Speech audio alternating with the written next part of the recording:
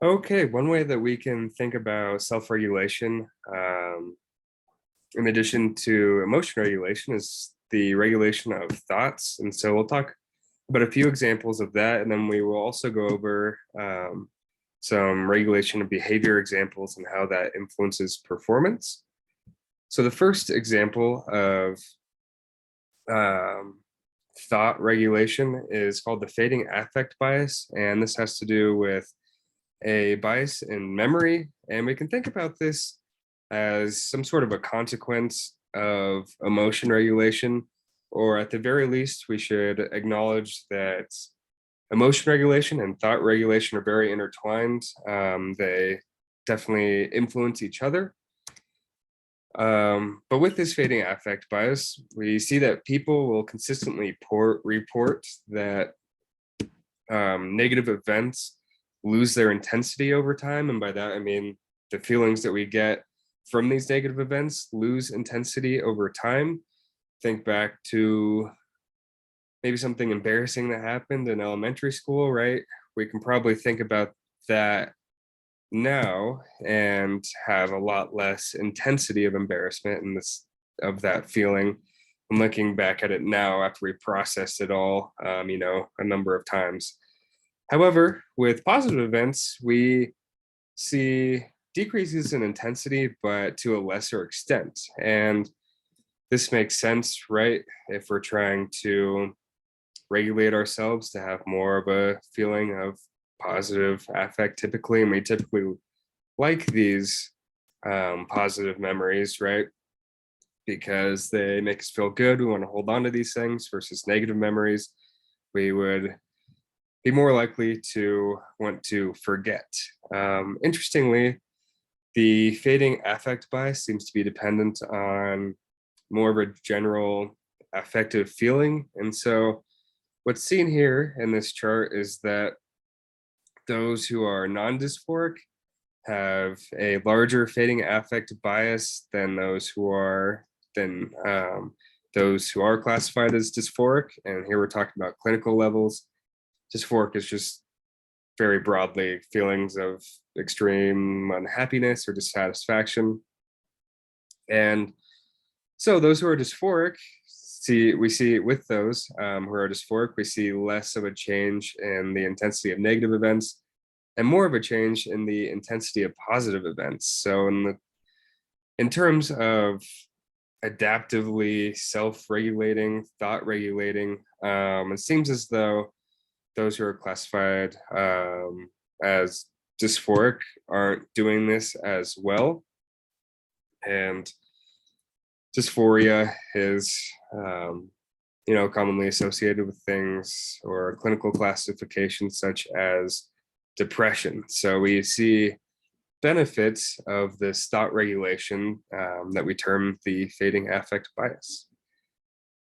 Another example of thought regulation involves repressors. And so we see that most people automatically shift attention to undesirable and threatening stimuli. And this makes sense that we automatically do this, right? Based on just fight or flight. If something is threatening, it's adaptive for us to just figure out what that thing is and figure out how we need to handle it. But interestingly, there's this group of people classified as repressors, and repressors broadly are just high in defensiveness, and they report low levels of anxiety, yet display this high level of defensiveness. And so they'll typically do things like ignore negative feedback, generate comforting thoughts, and rationalize various things as defensive mechanisms, and will also blame certain outcomes on external factors. And the reason why I bring this up is because this group of individuals can quickly shift their attention back away from the undesirable or threatening stimuli a lot faster than the rest of people can. Typically, people will shift attention to the stimuli and keep attention there until that's dealt with. That's not always the case for repressors. And so we'll see that in this study here. And so the study used the Stroop task, which is, I think it's another interesting task. Basically, the classic Stroop task includes, the goal is to name the color of the text, and the classic Stroop task gets confusing because there's compatible versus incompatible trials. So some of these trials would be like, the text would say green, but the color of that text, which is what the person's supposed to be getting, would be red, and so that would be incompatible, right? And so what the text is saying then is distracting. Interestingly, with the Stroop task that was adapted for this study, we see a similar thing in terms of, with that original task, there's difficulty ignoring the semantic meaning of words as distracting. And this seems to happen as well for threatening or just self-relevant stimuli. And so in this study, there were words with different colors, right? So it's the same goal of the task is to say the color of the word, but some words were supposed to be threatening to the individual. So the individual would write down previously things that were threatening or are afraid that other people might think that of them. So like greedy, selfish, right? And the idea is that this will be distracting. And so it'll take longer to name those colors in the threatening condition, or when these words are threatening. And what we see, though, is that depends on the classification of individuals into this repressor group that I mentioned, or the non-repressors. And so with non-repressors, we see this, right? There's a much slower response time to naming the colors of threatening words, versus for the repressors, we don't see much of a difference here. So just kind of an interesting application I wanted to show for some differences in how various groups of people will regulate thoughts. The final example of thought regulation I want to go over, this has to do with the recall of past school performance.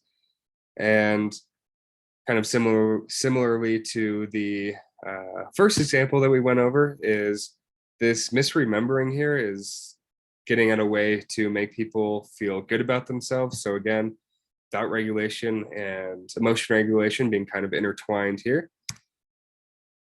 And participants were told to remember remember their past school performances. And what we see here is that, so the y-axis is just percent correctly recalled. And for good grades, such as an A, right, there were not very many errors in the recall of those grades, but there was quite a bit of error when recalling grades that weren't as good, which I think is interesting. And the error came in the form of inflation. So by that, I just mean if the individual got a D in that class, the error when they are recalling their grade they'd be more likely to say it's a C as opposed to an F. And so this, again, just shows that we want to recall these events that are positive to us, right? These good grades. And that's not so much the case. We misremember the poor grades, things that don't make us feel quite as good. Now getting into just a couple of studies showing how the regulation of behavior influences performance. And in this study, students completed quizzes over reading material, not too differently from the class you're taking right now, as we do here. And the students were classified into whether they postponed quizzes. So that basically just waiting to the last minute to take the quizzes, or they have this irrationality that by irrationality in this case, they just mean never completing the quizzes. I think the term irrationality just comes from, obviously, if you're not completing the quizzes, you don't get the points for the quizzes. You don't even give yourself a chance for the points for the quizzes. And so that's the irrationality. And then there is a combined, not condition, but combined group as well that was termed the procrastination group. And so that was both postponement and the irrationality, or never completing quizzes. And the thing I want to point out here is that there's very high correlation, right, between all three of these groups and the overall course grade. And so we see here that how we regulate our behaviors, whether we're keeping track of our tasks, completing them in advance, or whether we're procrastinating or missing quizzes, that's going to have an overall influence on our performance. In this case, that comes in the final course grade. And I think academia is actually I think it's a good way to think about self-regulation, behavior regulation in terms of performance, because there are clear-cut performance evaluations at the end, right? And we see the same thing. It's not just because academia, I feel like, is the one that's brought up most frequently. It's definitely not the only area where this applies. This definitely applies to things like job performance as well. And so this was a really interesting study. Actually, it's from 2006, but I just came upon it recently. It includes a lot of things that we talk about in this class, like goal orientation, right? Feedback, motion control. But what I would point out for the purpose of this portion of the lecture is this right here. And this is the correlation where we see improved performance for proactive behavior. So again, job performance here was sales. So meeting a sales quota, the likelihood of meeting that sales quota was improved for those who are doing proactive behaviors. And proactive behavior was, they measured that just with a self-report measure. And one of those items was, I always looked for a better way to do things. So just another way I wanted to point out where how we behave, how we regulate our behaviors can influence performance.